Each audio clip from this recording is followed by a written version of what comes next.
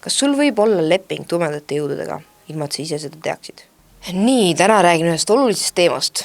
Kujuta ette, et sa ärkad öösel hirmuhigiga, näinud just õudusunenägu ja terve päeva jooksul asjad kisuvad kogu aeg kiiva, midagi kogu aeg juhtub, läheb katki, õnnetused, mingisugune kehvad asjade jada muudkui käib ringi. Seesmiselt on kogu aeg selline tunne, et justkui asjad pole päris sinu kontrolli all, nagu keegi teine kirjutaks seda stsenaariumit. Aga võib-olla see ongi nii. Mis siis, kui sa oled endalegi teadmata teinud lepingu tumedate jõududega, mis sind siis nüüd mõjutab? Ja need lepingud võivad olla tehtud siis kas tõesti triksteri saatana endaga, teemonitega, madalate eluvormidega, aga mis neid ühendab on see, et kui sa neilt midagi palud, nad annavad selle, aga võtavad alati midagi vastu.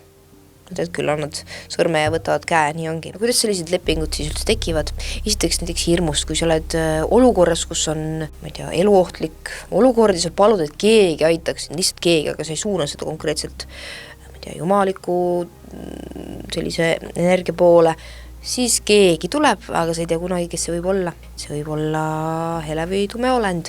Ja kui see on tume olend, kes sind aitas, siis ta kindlasti võtab selle eest mingit hilisemat kasumit võlakatteks, sest ega nemad niisama lahkusest ja südameadusest küll midagi ei tee. Teiseks võib olla, et eelmises elus sa võib-olla tegid mingi pakti, kas siis et saada võimu, jõudu, tervendust, mis iganes see oli, ja see kandub edasi.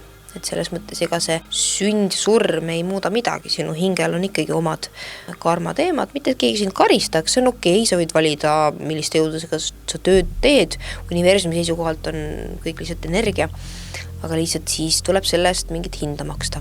Ja võib-olla sa olid eelmises elus hoopiski mingisugune must maag või nõid ja tegid rituaale, võib-olla ka teiste hüvanguks ja heast tahtest, aga minu kogemusel küll rituaal annab, aga võtab. Sest see on selline tahtlik tahte allutamine, et mina soovin seda, palun väga olgu olla. See ei ole see, et ma soovin kõigil head, vaid mina tahan näiteks rikkust, mina tahan armastust, midagi, ma teen mingi loitsu või mingisuguse riituse ja siis see nüüd tuleb. Ma olen näinud, et selle eest ikkagi ka peab hinda maksma väga sageli, et see on selline väga peen mäng, et kuidas seda teha puhta südamega, mitte isiklikust ja isekast vaatevinklist.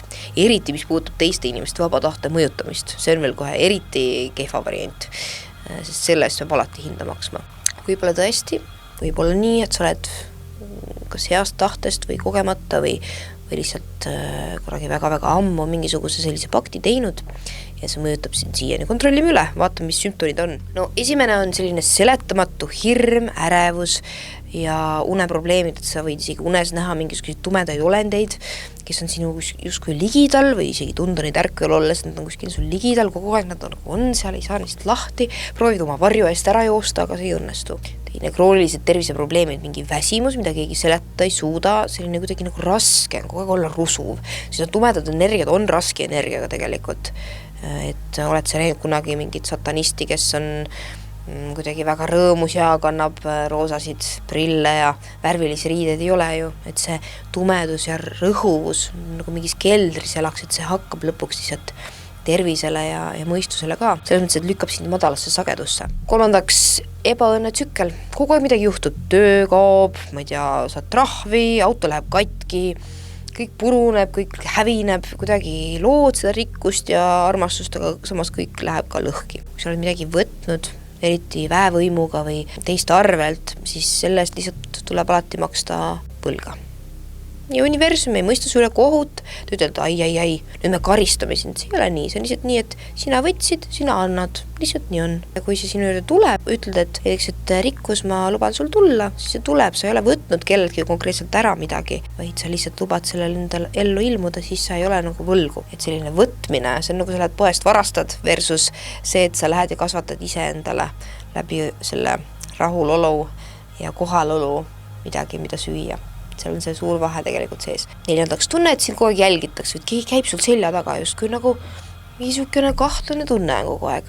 Ebameeldiv, ei ole nagu hea energia, ei ole selline, et mu vanaema, mu kaitsehingel on mu selja taga, vaid selline nagu kõhe. Ei meeldi. Võid isegi mädamuna lõhna tunda, sest vadalad sellised teemonlikud vormid tegelikult näitavad enda kohalolu mitmeti ja lõhn on üks viis, kuidas neid märgata. 5, selline alateadlik justkui vajadus, et ma pean olema kuulus, rikas või võimas kuidagi, samas tunned, et nagu see ei ole õige, kui sa oled sõltuv, sa ei suuda lahti lasta tegelikult nendest asjadest. Ühesõnaga raha, võim ja muud sellised teemad tegelikult kontrollivad sind, sa oled nende ori. Kui sul neid ei ole, siis ei tunne ennast piisavana. 6, siis kui sa aga teed mingisuguseid puhastusrituaale, proovid enda energeetikat siis kõrgemale tõsta, siis pärast seda hakkavad eriti hullud asjad juhtuma, et kas jääd haigeks, tekib mingi väga madal enesehinnang, mingid kehvad tujud tulevad esile, viha, et justkui kontroll kaob järsku, sest kui sa proovid mingi olendi haardest ennast eemaldada, siis ta hakkab ju kohe sulle rohkem tähelepanu pöörama ja sind pommitama, et tagasi sind enda kütke saada. 7. on selline tõmme, aga samas ka hirm igasuguse okultismi, sümbolite ja kirjanduse vastu.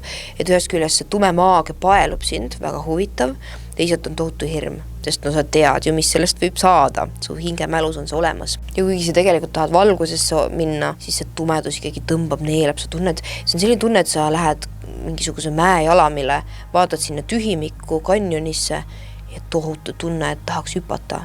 Tead, et tegelikult sa tahad elada, aga samas see tunne on ikkagi sees. Et see on selline nagu jänu, mida ei saa kustutada. 8, kui sa mõtled Jumalale, loojale, valgusenergiale, siis sul on selline alateadlik tunne, et sa ei vääri seda. Sul on nagu paha tunne, nagu sul oleksid mingi teeskleja.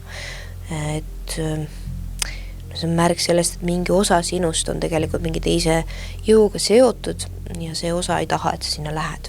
See on selline tunne, et sinu emotsioonid ja sinu tunded ei ole sinu kontrolli all, et ootamatult ilmub mingi raev, viha, mingisugused tumedad emotsioonid ja sa ei saagi aru, kust need tulevad tegelikult. Neil ei ole näiliselt nagu mingit põhjust, et sa võtad üle mingeid asju, mis ei ole tegelikult sinule omased ja koged mingeid energeetikaid, mis ei ole tegelikult valgusenergia.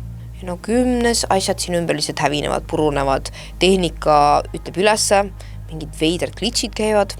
See võib vahest olla ka sellest, et sa oled nii kõrgel sagedusel, et hingelikul sagedusel siis ka tehnika ei märka sind, ei näe sind, näiteks uksed ei lähe sinu ees lahti, see on pigem see, et sa oled hingelikul sagedusel, aga see, kui asjad lähevad katki, lihtsalt ütlevad üles, purunevad, see võib olla märk sellest, et lihtsalt sul ei lasta näiteks oma teed sammuda, keegi proovib sind kontrollida. Ja muidugi sul võivad olla igasugused mälestused, kas ärkvel olles või magades või mõlemad mingitest veristest rituaalidest, mingisugused korduvad unenäod, painajad, et hinges on see mälu ju olemas.